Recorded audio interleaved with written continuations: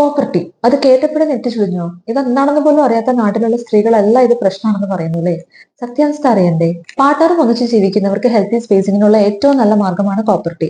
ഇതിൽ ഹോർമോൺ ഇല്ലാത്തതിനാൽ നിങ്ങളുടെ പീരീഡ്സിനെ ബാധിക്കുന്നേ ഇല്ല. ഒരു കുഞ്ഞു ഒ പി പ്രൊസീജർ വഴി എപ്പോൾ വേണമെങ്കിലും ഇത് യൂട്രസിനകത്തിടാം. ബെറ്റർ പീരീഡ്സ് കഴിഞ്ഞ ഉടനെയാണ്. ഇടാനുള്ള എളുപ്പം കൊണ്ടും പ്രഗ്നൻസി എക്സ്ക്ലൂഡ് ചെയ്യാം എന്നതുകൊണ്ടും. എന്നാലും ഇതിന് ഒരുപാട് സൈഡ് എഫക്റ്റ് ഇല്ലേ എന്നല്ലേ?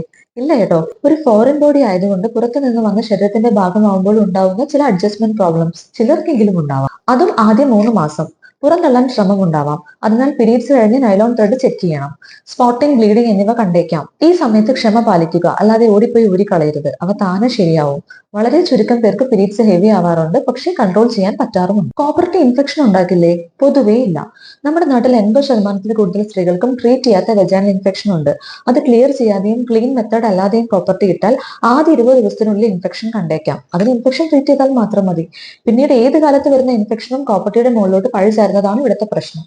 ഫെയിലിയർ റേറ്റ് അഥവാ ചാൻസ് ഓഫ് പ്രഗ്നൻസി <<1%.